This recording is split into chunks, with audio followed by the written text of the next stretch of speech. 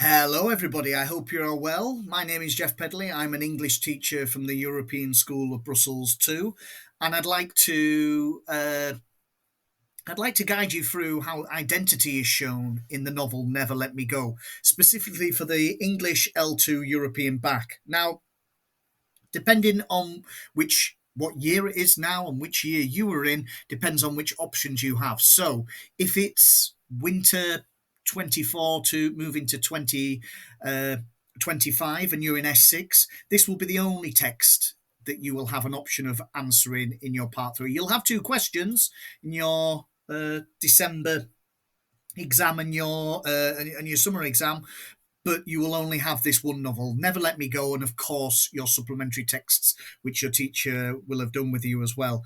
Please save this video if you're in S6 in this year, because next year you will be able to answer this question as well, alongside Educating Rita by Willie Russell, which we'll look at later on next year. Anyway, if the year now is, sorry, and if you're in S7 right now, in the year 24-25, then you'll have this as an option alongside Oscar Wilde and the Importance of Being Earnest, which your teacher will have done with you next year. And of course, this will be the only year, and you'll have a choice of both of these texts, both in your pre-bac in January and your summer back as well. Maybe if you've chosen English L2 as your oral, maybe you'll have an opportunity to discuss it there. It's hard to say, but either way, really important text for you to be focusing on. So without further ado, let's make a start. This video is divided into 5 key areas,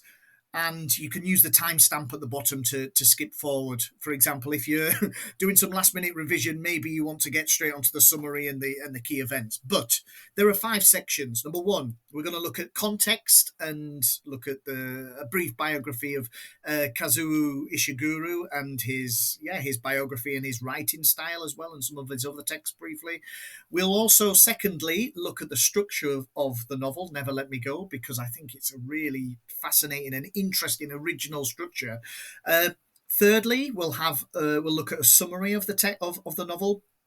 Now, this novel divides neatly into 3 separate parts. You've got Hailsham all the way up to chapter 9, and then the middle you've got the cottages, and then finally the last few chapters, adult life, basically outside world. So we'll look at the summary. Fourth, we will look at 6 key events to do with identity, with key quotes to help you for the exam. And then finally, we'll have a look at an overview of how identity is important in this novel, and also have a little look at some questions which will make us go deeper into the novel. So anyway, let's make a start.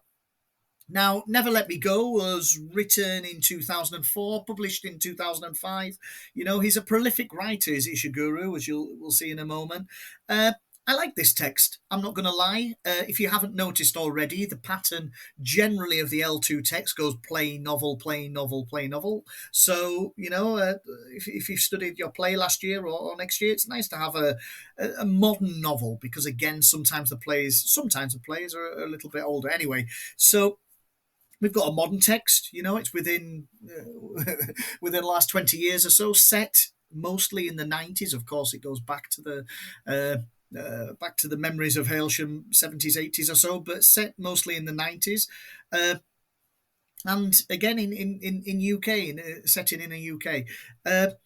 And as I say, I enjoyed it. It's a very subtle novel. It's not one it's a dystopian novel, but it's not one that's full of rebellion and action and drama. And to be honest, I like that. I like that we experience the world through subtle observations and relationships and love and key themes of memory. I actually think it's a really nice work. And as I say, I bought some of his other books in response to this. I've been really impressed with him. Anyway, so, a little brief biography anyway. Kazuo Ishiguro was born in 1954 in Nagasaki in Japan. He was born on the 8th of November. Now, he didn't stay in Japan for long, because at the age of 5, he moved to the UK, where his father worked as an oceanographic scientist. He did his bachelor's degree at the University of Kent, and then did his master's in creative writing at UEA, the University of East Anglia, which is based just on the outskirts of Norwich, in Norfolk, which you will remember is an important setting for this book as well. He's written loads of other books. You know, the remains of the day, Clara and the Sun is a very recent one that's come out. The Buried Giant, etc. You'll see these on the next page, but you'll see that there's a common thread between a lot of these novels. They're known for dramatic irony, you know, when the readers often understand more about the narrator's situation than the narrator themselves. You know, normally there's a flaw with the reader. Are they unreliable? Are they struggling, you know, with their identity, etc.? And again, you can see here that he explores themes of memory, loss, love, and existential questions, kind of all the way across some of his novels. His novels are very different, you know, they're very diverse, but they have these themes coming through. Uh, if you enjoyed Never Let Me Go, I know this is you're forced to read this for your exams, but if you did enjoy it, I would recommend Clara and the Sun. As I say, I've just finished reading that, and very similar issues as well. Looking at again science fiction, it's about an artificial friend. Basically, in the future, there's children don't go to school anymore. They have one-on-one tuition with artificial friends. But anyway, I won't. Let's stay focused on this anyway. Moving forward. Now, his writing style, and again, this is something I really like about him. He's very subtle. His prose is understated. You know, the drama comes through the emotional undercurrents. That's where the story lies, in relationships, in reactions, in these little conversations, these little nuanced meetings between our main characters. Uh, you know, it makes us really, for me, I've never I've never seen a dystopian novel done like this. Where, to be honest, maybe if you read this yourself over the summer or so, you probably didn't even realise that Never Let Me Go was a dystopian novel for the first, you know, 6 chapters or so before the big reveal there early on with. But anyway, with the Guardians, his narrators. The second point here: these narrators often lack full awareness in their own lives. We as readers are piecing together the truth and trying to work out what exactly is going on. And his characters often grapple with their pasts. That's to say, they struggle with them, they battle with them. Their narratives are full of nostalgia, regret, you know, remorse. He also asks some really big questions. You know, what defines humanity? What is it to be human? How do people cope with their limitations? Should be a question mark there. And then finally, something I think is worth noting: his novels often defy characterization. It's hard to put them into specific genres. It normally merges. His novels normally merge elements of dystopian, historical fiction, fantasy. You could argue there's a bit of romance as a at times. You know, it's a romantic novel. Never Let Me Go. And again, uh, so without further ado, we're gonna make a start on this. As I say, just to remind you, written 2004, published 2005. When you're uh, when you're writing this exam, please don't write his full name all the time. You know, the first time you mention him, you write Kazuo Ishiguro, and then from now on, and from then on, you only write Ishiguro in your essay, of course. Right. Anyway, let's have a little look at one of the first reviews that came out of this. Now, if this, I know we've all read it now, but if this doesn't make you want to read it, I don't know what will. But readers may find themselves full of an energy that they don't understand, says John Harrison in The Guardian, and aren't sure how to deploy. Never Let Me Go makes you want to have sex, take drugs, run marathon, dance, anything to convince yourself that you're more alive, more determined, more conscious, more dangerous than any of these characters. And yep, putting it simply, after reading Never Let Me Go, you do appreciate your life a lot more, I'm sure. Especially as you see how trapped the characters are in all sorts of different ways. On the flip side of this, maybe something that comes out of Never Let Me Go as well is how unconscious and lacking in rebellion these characters are, uh, because they don't realise the dystopian environment they're in. Kind of is a bit scary for us. It kind of makes us think, what is the world that we're living in that we don't really understand, or could we be living in a world like this, etc. But anyway, let's move on.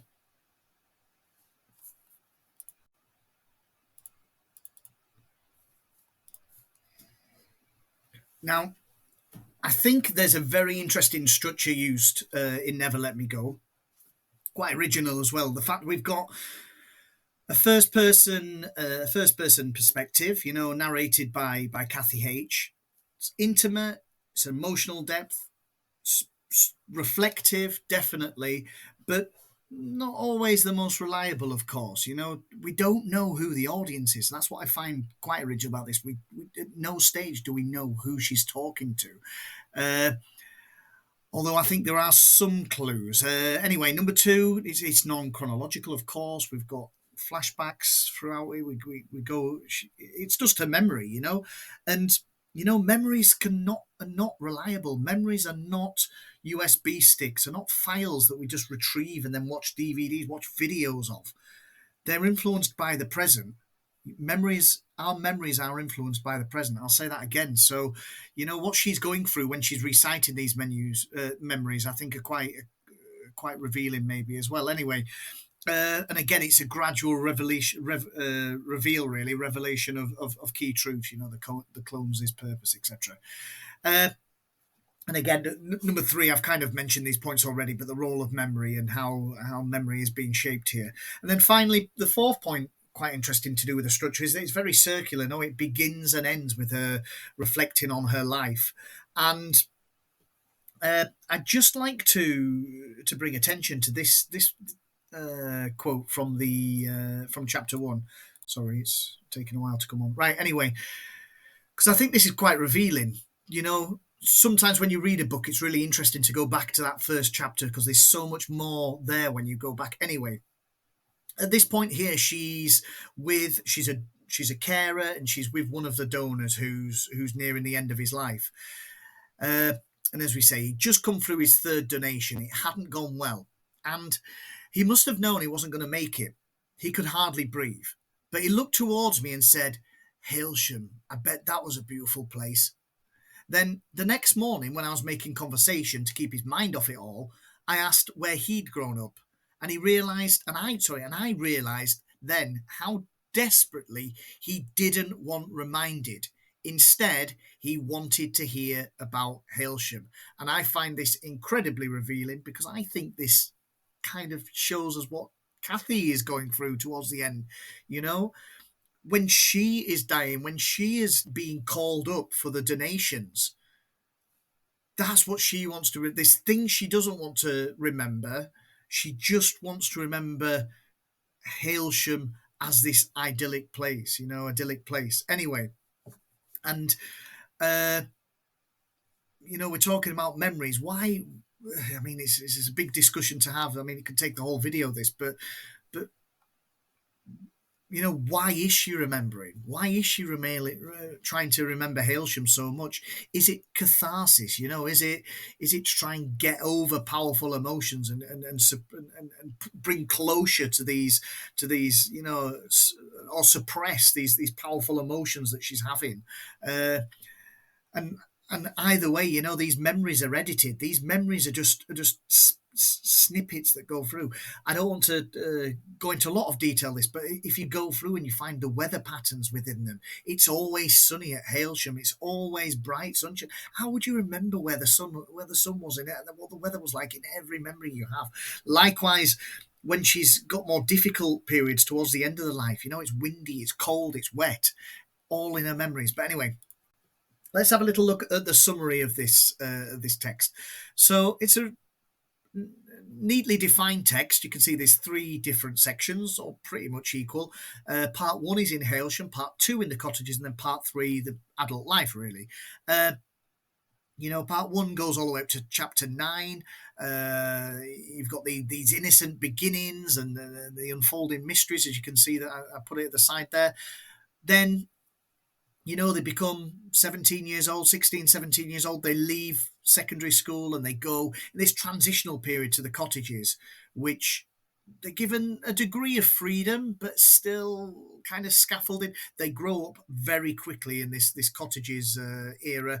And then towards the end of that, they kind of start to know the truth about their destinies and where they're heading, and then when they're 18, they go off on their adult life on the paths that they've chosen.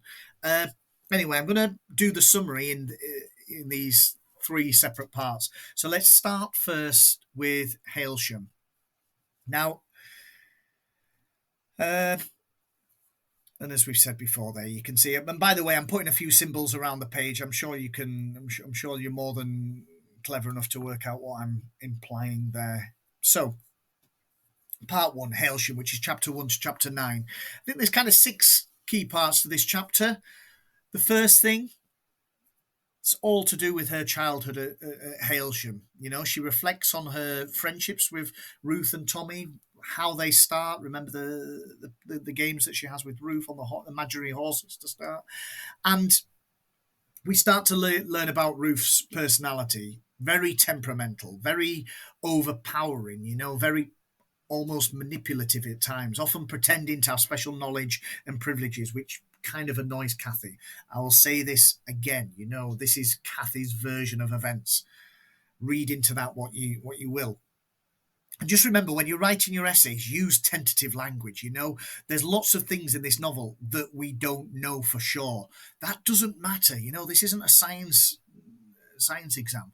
You just need to be careful that you use tentative language. It could be argued, it may seem, it could be suggested, rather than saying, you know, Kathy is lying, Kathy is an unreliable narrator. We can't say that. We've got to use tentative language. Anyway, you know, on the end of this as well, we learn about Tommy, and we obviously know that these three are going to be the main characters. We see him almost at the start having one of his tantrums. You know, he's an outcast due to his, and they pick on him. The other students pick on him because of his lack of artistic ability, which is, as we come to learn, is valued really heavily at Hailsham. Secondly, in this section, we start to see Tommy's growth. You know, so he goes from being this guy who's frequently throwing tantrums. Kathy's there supporting him through it, but then Miss Lucy, this guardian, comes along and reassures him that creativity isn't necessary, and he starts to gain control over his temper. We'll see later on how long that lasts for. We then learn a lot. Well, we're constantly learning about the Guardians and the donation program. You know, depending on how much you knew about this book beforehand, it might have been surprised to you in chapter 7 where we have the big reveal about them being clones. However, you know, it's a drip drop of information. The Guardians and the donation program are you know, slowly released to the students. They're vaguely aware of the donation program, but they're shielded from its full implications by the Guardians. Miss Lucy, a bit of a rebel, you know, she disagrees with this indirect approach, and she occasionally, you know, starts to reveal snippets of information, you know, tiny bits of information, which reveals the truth about their future. Now, there's some speculation over creativity. You know, when Miss Lucy is talking with Tommy about his artwork, uh, he and Kathy theorize a link between creativity and donations. They get it wrong. You know, it's not until the final chapters that we actually see how important this is. And Madam as well, not a prevalent character. She's not there all the way through. We only see her a couple of times, but again, such an important character in this book. She's a mysterious visitor at the start at Hailsham. She collects the best student artwork for this gallery, you know, this personal gallery that she has. She seems powerful. And leading on to that as well, we have Kathy has this encounter with Madam, which I think is really important character event, which to be mentioned potentially in your essays. Uh, the when she we'll come on to it in more detail, but when the students kind of like jump out at her, and she recoils and she's scared by their presence. But also, as you can see here, the other encounter where uh, you know, the title of this book, the cassette "Never Let Me Go," or the album "Never Let Me Go," is being is no, sorry, the single is called "Never Let Me Go," is being played on the cassette, and Madam sees her dancing and starts crying. You know, when Kathy's pretending to be holding a baby, dancing around, and I think that's a nice adjective there to describe the tape. You know, a prized tape, which he loses. You know, later on in this section. And then finally, towards the end of chapter 9, before they all go away to the cottages, we find out that Miss Lucy is or Miss Lucy abruptly leaves Hailsham. Miss Lucy tells Tommy she was wrong to dismiss the creativity's importance, and that really makes him feel conflicted. You know, he's got an inner conflict about what to believe. Miss Lucy leaves, and then at the end of the chapter, we've got this. You know, we've got dating starting to be prevalent amongst the students at Hailsham. Tommy reconciles with Ruth after their breakup during the last summer at Hailsham, and Kathy is single. You know, she tries to. You know, there's a lot of talk of sex at Hailsham from the guardians and from the students themselves, and a lot of supposed sex as well going on around the school, which you see in those later chapters in part 1. And again, this will be something that comes a little bit more important, as you'll see in the cottages section. So again, the cottages is now part 2. We take it from chapter 10 all the way up to 17. Again, I think it kind of neatly falls into 2 halves, which is kind of the 2 year groups that are there, the 16, 17-year-olds and the 17, 18-year-olds, the S6s and S7s. You've got them come in, you know, there's new horizons, it's this newfound, notice that's one long word, newfound freedom, encountering the wider world. You know, they're starting to go on road trips, they're starting to watch American TV or TV generally, really, read more, and it brings new insights and challenges. And then at the end of the time of the cottages, we've got this deepening awareness. You know, it's a steep learning curve. They really, really quickly grow up, and by the end of it, and you can see this in the friction between the veterans and the newcomers. You know, there's always seems to be friction between them, and it's because of this. You know, they start to learn exactly what they're going to be doing. The personal relationships occur, but they know that they're finite, like all of us, really, but even more accelerated in this context. In this novel, but anyway, and then finally, you know, they start to deepen their interpersonal connections.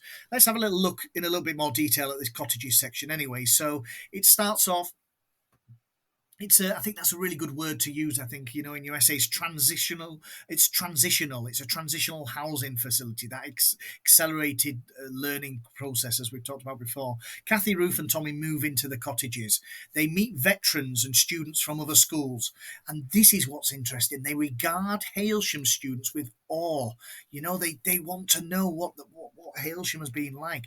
There's a rumour that they get special privileges, you know, that they have a kind of education and a kind of upbringing that other people don't have. Ruth tries to impress the veterans, you know, we see this a lot. She says, she lies, she manipulates, but for me, she just seems a bit desperate, but she's desperate for, I don't know, acceptance or status, I don't know, but she does try to copy and imitate the veterans, sometimes often ignoring Tommy and Kathy. As I've said before here, this starts to be a growing interest with Hailsham, or maybe not growing, but for Kathy, Ruth, and Tommy, they start to realise that there's a lot of interest in Hailsham. Specifically, Chrissy and Rodney, who are a veteran couple, are especially curious about Hailsham and its supposed privileges. They make up this situation, don't they, where they claim to have seen Ruth's possible, you know, who she was cloned from, working in an open plan office in Norfolk, and this aligned with Ruth's dream of a future in such a setting. They materialize. They materialize this fantasy or so, and go on a trip to Norfolk. Kathy, Ruth, Chrissy, and Rodney to try and find Ruth's possible. Chrissy and Rodney ask about a rumoured exception for Hailsham couples in love to defer their donations. You know, do Hailsham couples who can prove that they're in love have an extension of their life? And I should imagine that in your essays you're going to be using that word, to defer, you know, to push back, to, or the noun, you know, deferral. And Ruth again pretends to, this idea again, lying for acceptance, I don't know, but Ruth pretends to know about the deferral process, which surprises Kathy and Tommy. At the latter end of this chapter, well, still on the Norfolk trip, actually, you know, they locate the office where Ruth's possible was supposedly working. They follow her to an art gallery, and then they realise she doesn't resemble Ruth. And in a quite an important statement, Ruth, disappointed, she says, we'll look at this in more detail for later on, but she claims that the clones are modelled on trash. You can see the Americanisms coming on there, not a British term, trash, maybe influenced by the TV at the cottages. But anyway, clones are modelled on trash. Ruth then goes off with Chrissy and Rodney. And Kathy and Tommy find the replacement tape, the lost tape of Never Let Me Go. And then there's quite an intimate moment where Tommy theorizes what Madam is using the artwork for. He puts forward a theory that Madam uses the students' artwork to judge the authenticity of couples' love, for deferrals. So the artwork is being used to decide if people can have an extension of their life if they can prove they're in love, basically through the artwork. Anyway, Tommy shows Kathy his drawings of imaginary animals. She finds it a bit puzzling, but fascinating. They're not amazing quality at this stage. And it's kind of I wouldn't say it's the start of the tension between Kathy and Ruth, but Kathy finally has had enough of Ruth. Really, she's reached her limit of Ruth's lies and Ruth's manipulation. Maybe there's some there's a conflict of interest with the fascination of Tommy as well, or the desire of Tommy. But anyway, Ruth stops discussing her dream future after the trip, and then Kathy and Ruth's relationship grows strained. I think that's a nice verb to use. Well, it becomes strained. It becomes pulled. High tension as Ruth acknowledges Kathy's feelings for Tommy. And Ruth cruelly tells Kathy that Tommy will never feel the same way about her. And then, kind of when this is done after the Norfolk trip, it's an awful atmosphere in the cottages. And within, there's it progresses quite quickly. The text, anyway, at a fast pace. Ruth finds out that she can become a carer and she can, look after people rather than just going straight into the donations. She puts forward an application, and away she goes. She separates from Ruth and Tommy at this stage. And then our final section, part 3, basically the adult life, the outside world, hinges a lot on a big conversation around chapter 1, chapter 21, 22. But anyway, so paths converge at the start of this section. All of our characters come back together, familiar faces from the past. And then we it builds towards a dramatic conversation. You can see some of the images there representing key aspects of this section. So, the final part in our summary here. So anyway, adult life. Kathy becomes a carer. She's skilled at her job as a carer, but she finds the work isolating, emotionally taxing. A nice word for just saying difficult. Taxing. She reconnects with her Hailsham friend Laura, and this is the one who updates her on Ruth's poor health after the first donation and the closure of Hailsham. Now, this leads towards the reuniting with Tommy and Ruth. Kathy becomes Ruth's carer, but the relationship is still cold. It's tense. It's distant. Ruth expresses a wish to visit a beached fishing boat near Tommy's recovery centre. And so they go to pick Tommy up, and they visit and they pick Tommy up and they go to visit this boat, and it evokes memories of Hailsham. I'm not going to mention this really anymore in the video, but I'm just going to say it now, actually, because I think it's so important. But I say it's important. It's really moving towards L2 Advanced and L1, but the consistent motif of water, is prevalent in this text. We've got the pond, we've got the coastline and the seaside. We've got a boat that's stranded on the beach. Water is a forever presence in this text, and again, this is moving towards L1 and L2. But thinking of what that imagery might represent, I think is a really interesting exploration. But anyway, Ruth explores keeping Kathy and Tommy apart. Doesn't explore. Apologizes for keeping Kathy, Tommy apart and encourage them to pursue a deferral. I don't know how she's managed to do this. It's not revealed, but somehow she's got Madame's home address, which, that's her dying wish. Really, is that Kathy and Tommy will go. Uh, will Kathy will look after Tommy and look at this opportunity for a deferral. And the final moments with Ruth are quite peaceful. Kathy and Ruth peacefully reminisce about Hailsham and the cottages, and then Ruth completes after a second donation, leaving Kathy to care for Tommy. And then moving into the final section of this novel and this part as well, Kathy and Tommy finally become an item. They finally build start an intimate relationship together. It starts with Kathy becoming Tommy's carer. They grow closer. They spend days reading, talking, and eventually a sexual relationship. I kind of feel guilty that they haven't started this earlier. And then they'd finally decide to visit Madame to request a deferral. They meet Madame. Madam welcomes Kathy and Tommy into her home and listens to their request for a deferral. Tommy has got this big collection of artwork as well to prove that he's in love, to prove that he's got love for Kathy and that they have a connection. However, Miss Emily appears from the back. Appears from the back of the house of Madame's house. Again, it's not revealed what the relationship between these are. Are they in a relationship? Are they really close friends? We don't know, but it's fair to assume, that they're incredibly intimate together. Miss Emily appears. She explains quite bluntly, quite clearly, deferrals do not exist. She's more bothered about the workmen in the house and the furniture being moved around. She reveals that Hailsham was part of a progressive movement to raise clones more humanely. And Madame exhibited students' artworks to prove that clones had souls, tried to shift public opinion, but it wasn't going to work. Shifting public opinion, in other words, changing public opinion, eventually forced the closure of Hailsham.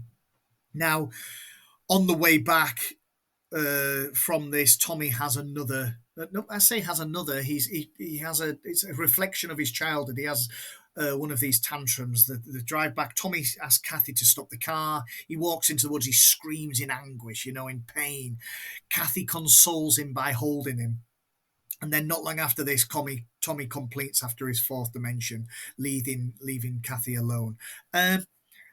Maybe, and there's some of the analysis I've been reading about this text explore the idea of Ishiguro being Japanese and four meaning the same as death in Japanese culture language, and perhaps this is a hint earlier on that the fourth donation will always be the last one or could be the last one.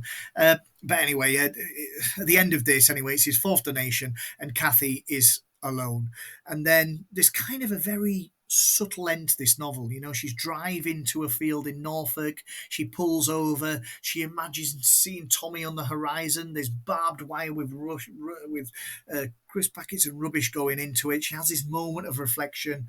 We realise that she is going to start her own donations, and then she drives away into her future, really facing her future.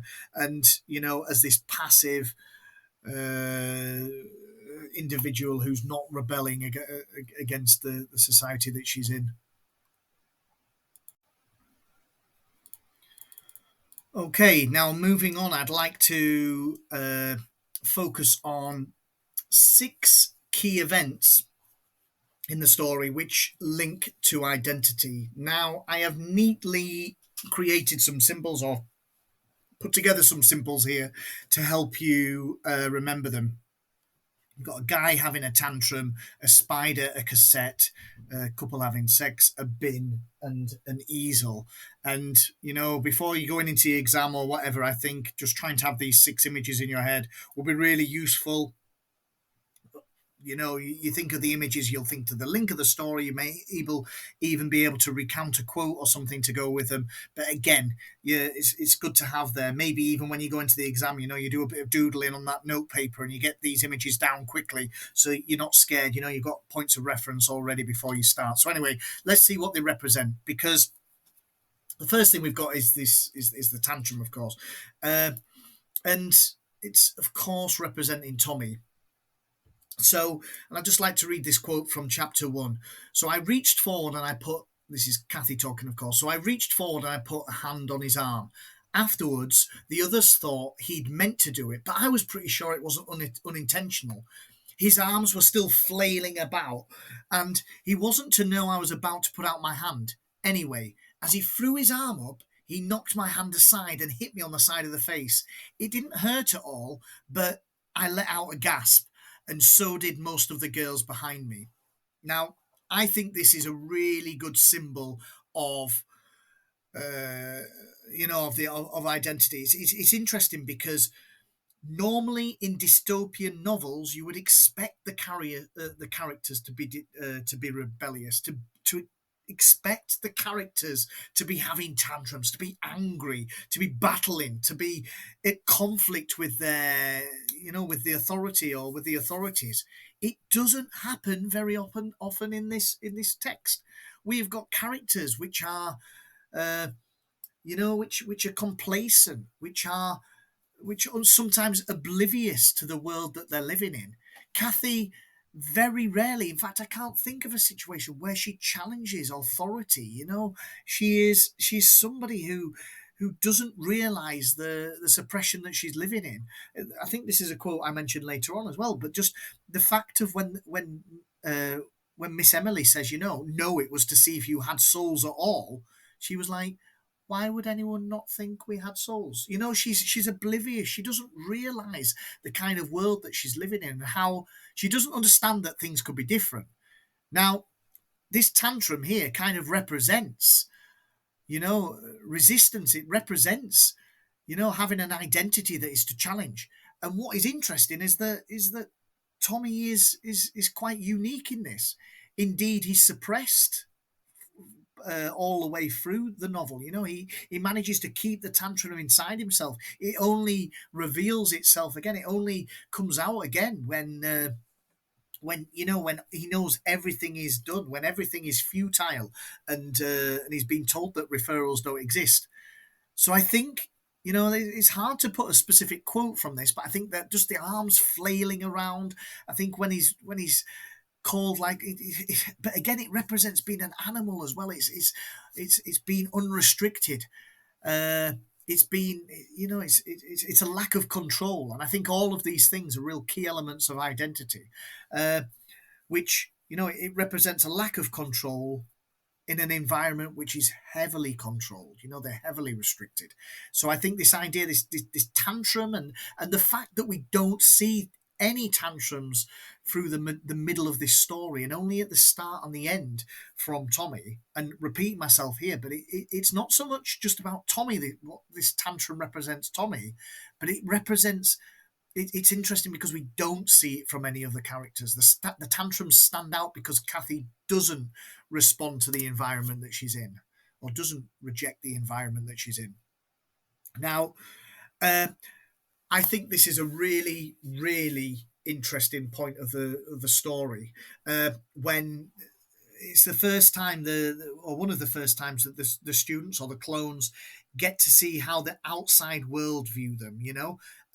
I don't want to get very sociological now, but where does identity come from? Is it something that's is it something from inside? Is it our memories? Is it our experiences? Is it our own psychology, or is it labels and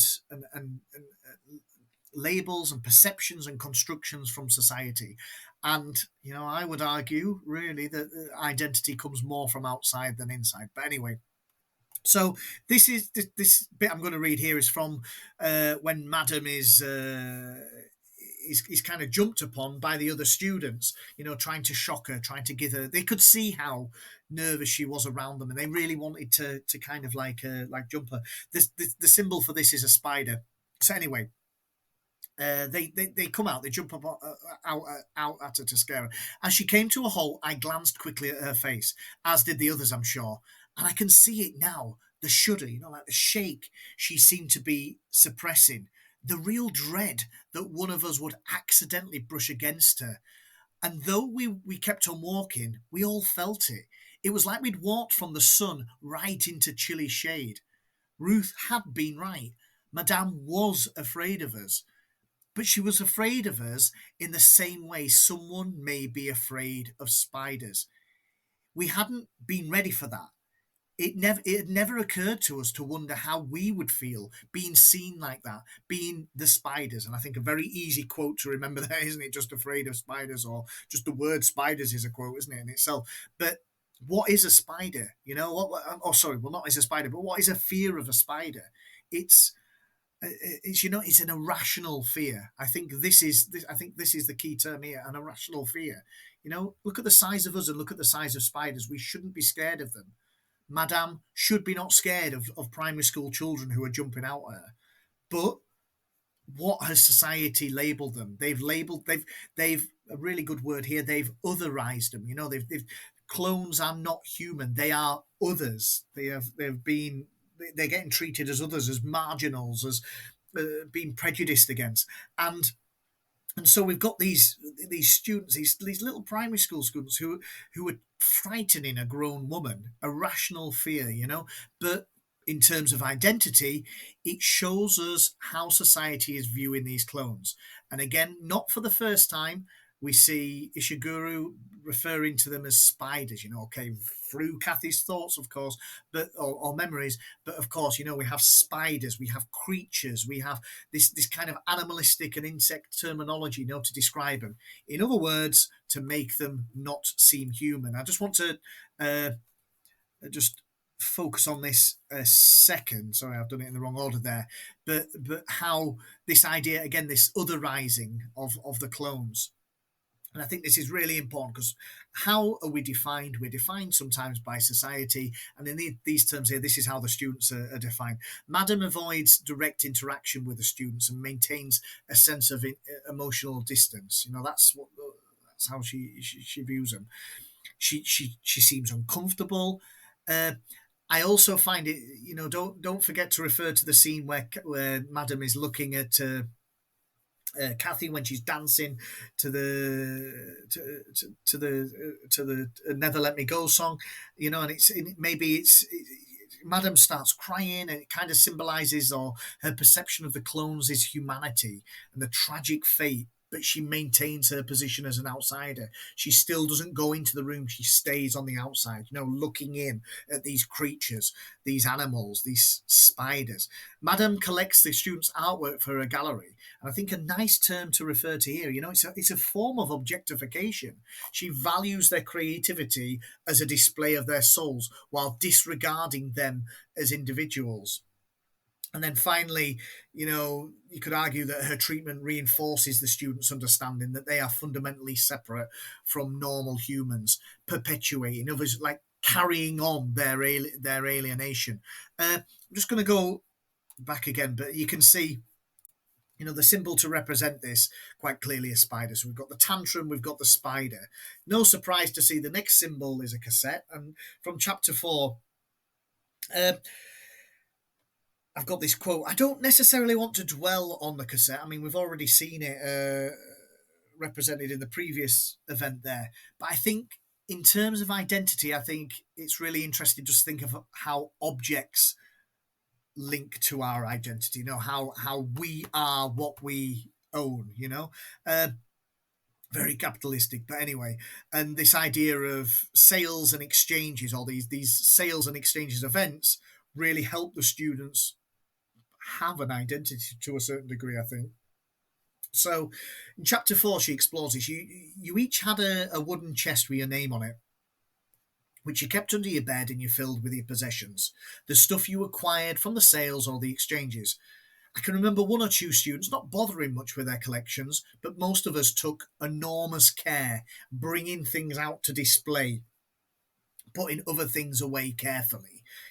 These are students without parents, without history, without a background, without context. These objects are their identity. And I think that quote of, enormous care.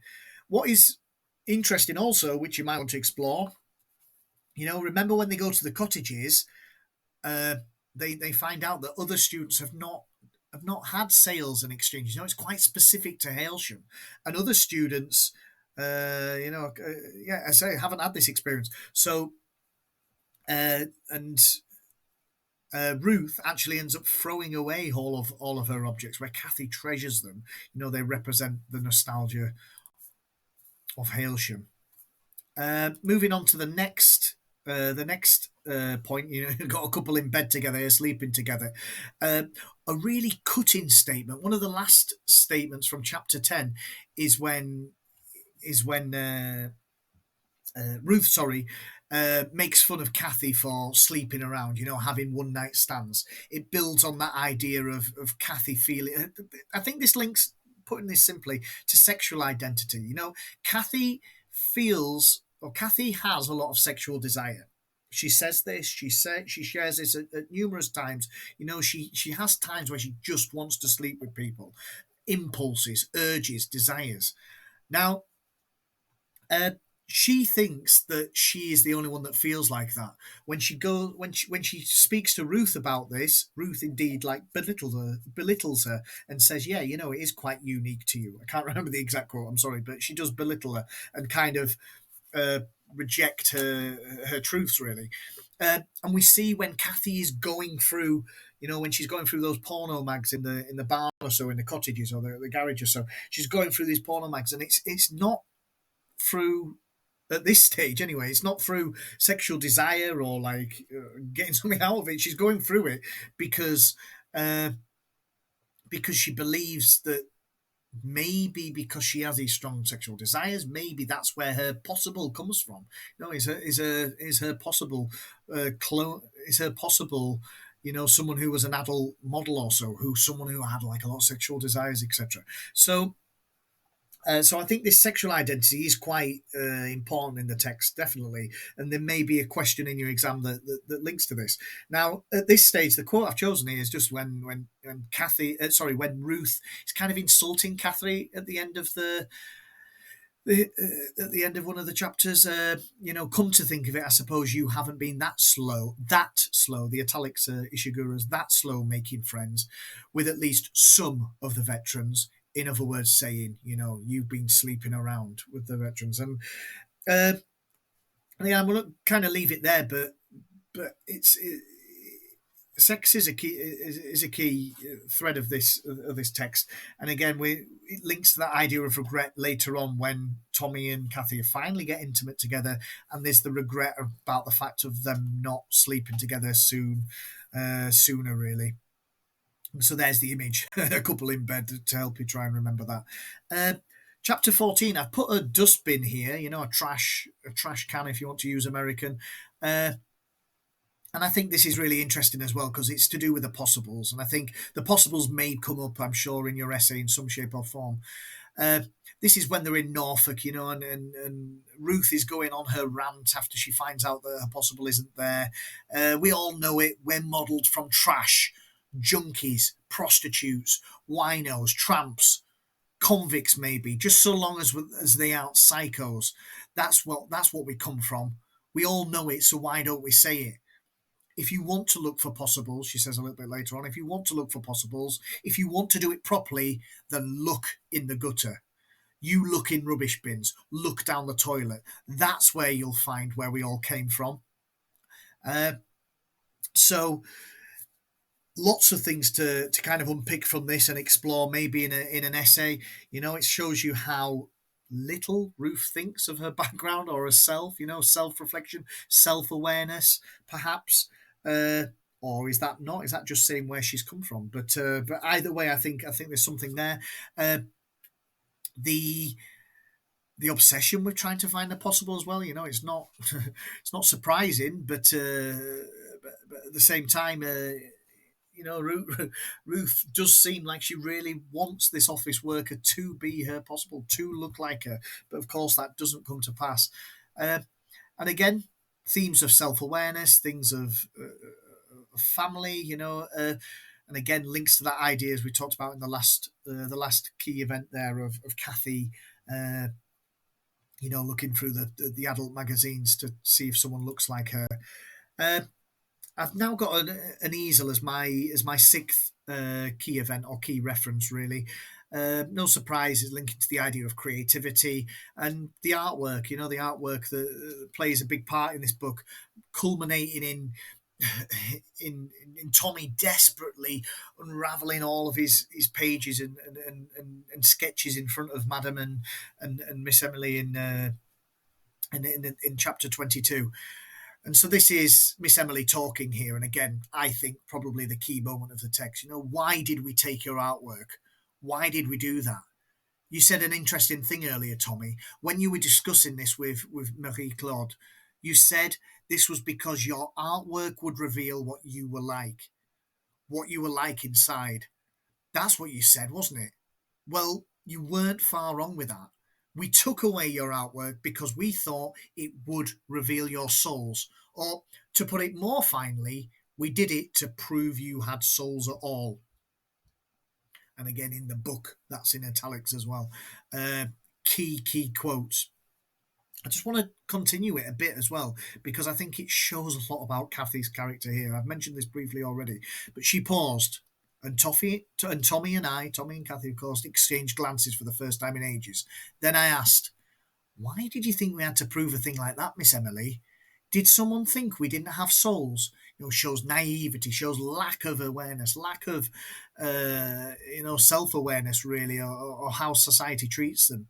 And again, another key idea of this entire text, is creative, or a key link is creativity and identity.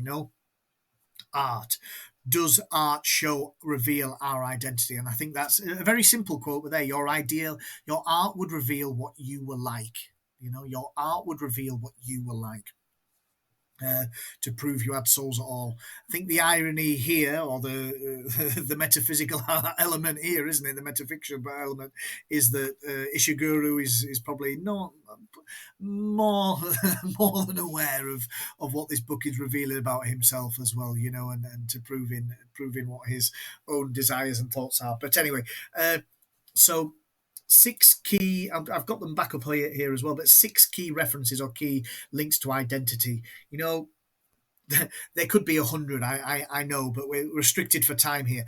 A tantrum, the spider, the cassette, the couple in bed, the bin, the easel. Think of how you could just I don't think English teachers do this enough, of just having key images, that you can then keep in your head, and that then link to quotes, that link to deeper analysis. Try and keep those images in your head. It will open up a lot for you. And again, get them down on the note paper if you can at the start. Of course, there's far more that you can have, but I think those are six key ones.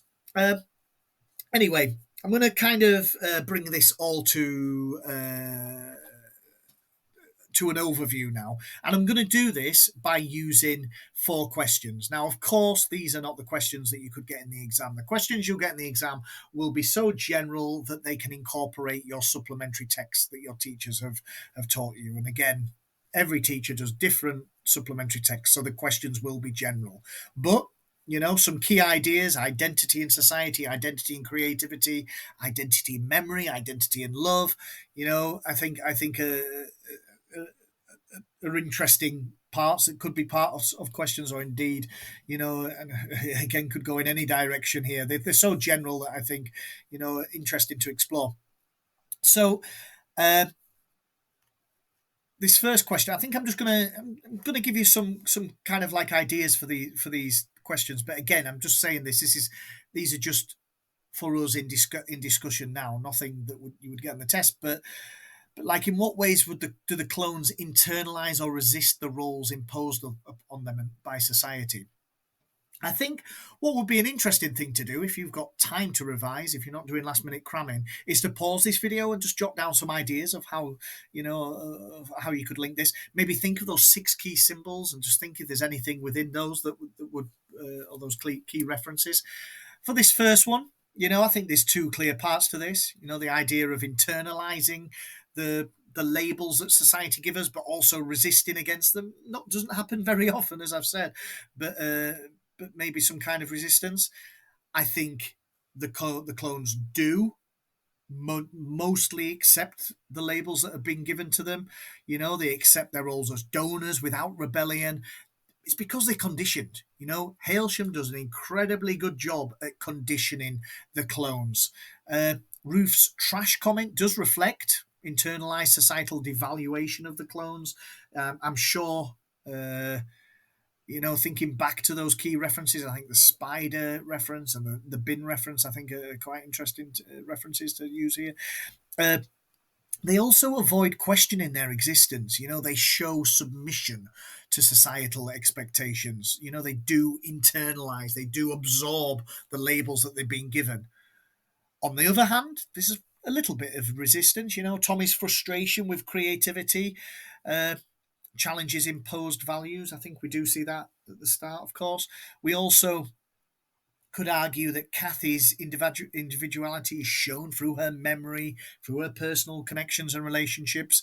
And then finally, the rumour of deferral symbolises hope and subtle resistance to their fate. And that's the key word, isn't it? Subtle resistance. When I was told I would be teaching a dystopian novel, I thought I would see rebellion. I have not seen that. I have seen very small challenges and very subtle resistance, if any at all.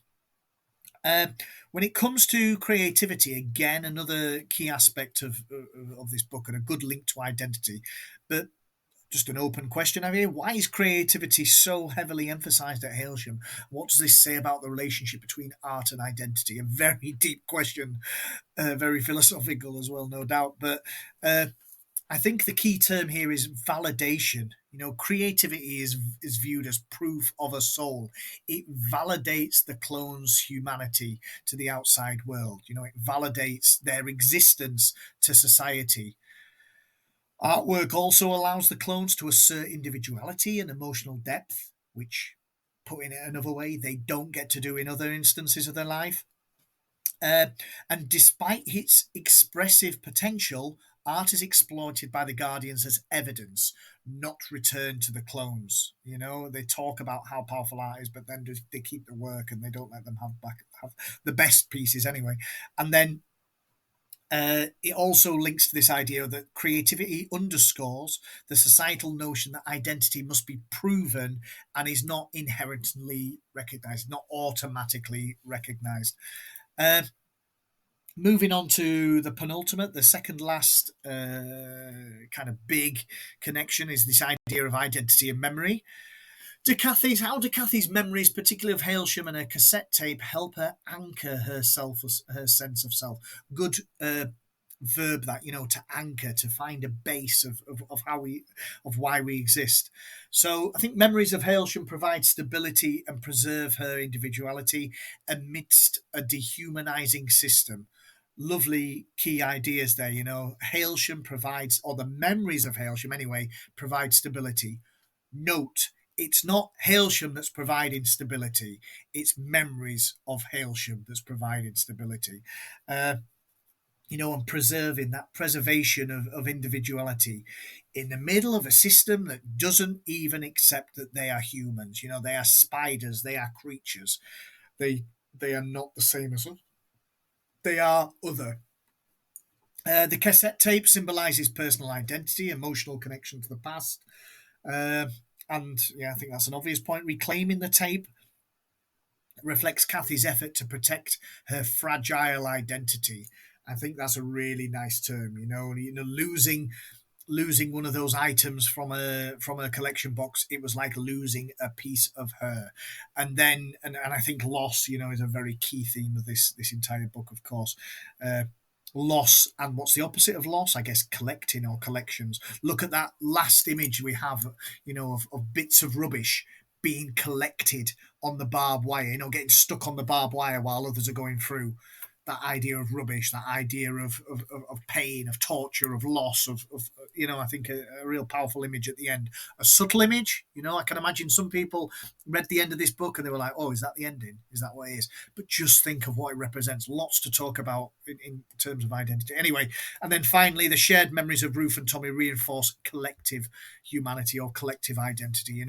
There is collective identity as being ex Hailsham students, etc. And then the final kind of link or sub theme I'd like to discuss is just love, identity and love. The question I've asked is in what ways do the clones' relationships challenge the dehumanization they experience? And I think love does allow them an expression of individuality. Love and intimacy allow the clones to assert autonomy and humanity beyond societal roles. Choosing who they sleep with, choosing who they have relationships. That 2 years in the cottage years is basically the highlight of their life, isn't it? They're the biggest amount of freedom they have in their life, and maybe that and love is a part of that. The rumor of deferrals ties love to the validation of their identities as human. A really powerful point, that I think. I'll just say that again. The rumor of deferrals ties love. Love is so intrinsically linked to their validation of being humans. And anyway, relationships, particularly Kathy and Tommy's, highlight emotional depth and resist the clones' dehumanized purpose. Imagine if this text was written from the point of view of Madame or just a random person in society, of what the clones would be like.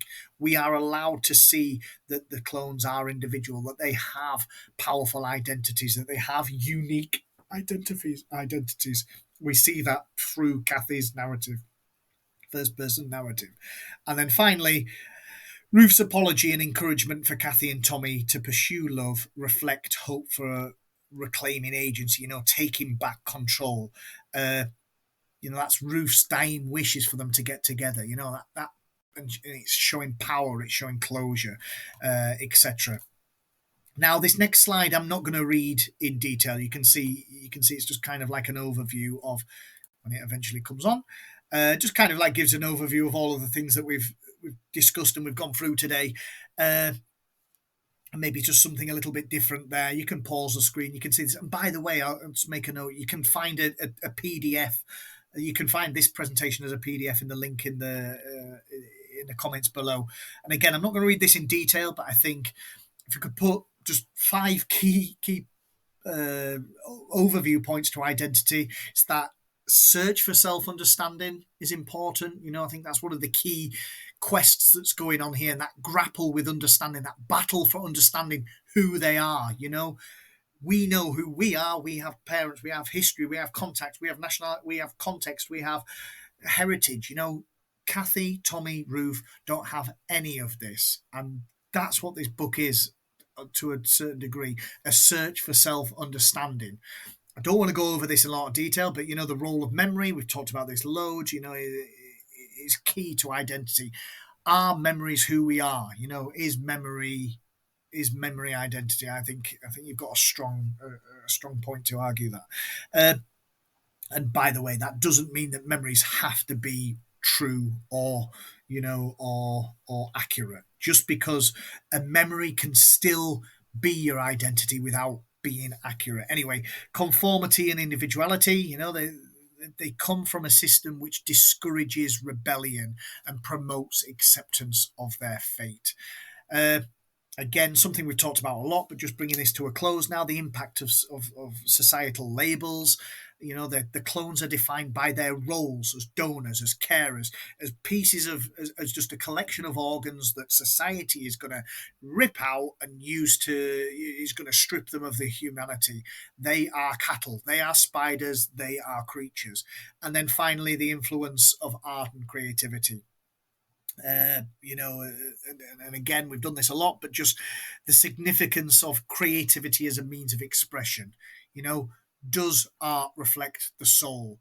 Does art serve as evidence of identity? And an interesting thing that you can explore. Anyway, If you listened all the way through or you stayed with me all the way through there, excellent, well done, best of luck. If you missed parts, don't worry, there's a PDF underneath where you can see the presentation as a whole. And yeah, best of luck. I think you've got a great text this year and next year if you're S6 to use in the exams. I think there's lots of really interesting explorations that you can take. Of course, it depends on the question. Of course, it depends on and I know this is such an obvious thing to say, but please, please, please focus on the question. Make sure you read it carefully. Go into that exam and just have your notepaper, be writing down some of the ideas from this video instantly. Get that notepaper, get your ideas out. There's nothing scarier than a blank sheet of paper, but you've got it. Think of those six symbols, think of key quotes. I'll say here, as you probably know already, there is a movie of this, came out in 2010 with Keira Knightley. I haven't referred to it at all. I haven't played it to my classes at school. I think it's an incredibly watered down version of a really powerful novel. And it kind of does really generalize a lot of the key arguments and the key explorations in this book. So I wouldn't recommend it really, but if you do get a chance to watch it, please let us know what you think. Likewise, in the comments, if there's something you'd like to discuss or you've got some questions, please make them. I will endeavour to try and answer them. But anyway, it's been a very long video. If you've stayed with me all the way through, well done. Skip back to different points if you can. All I want to say is the PDF, as I said, the PDF is underneath as a link there.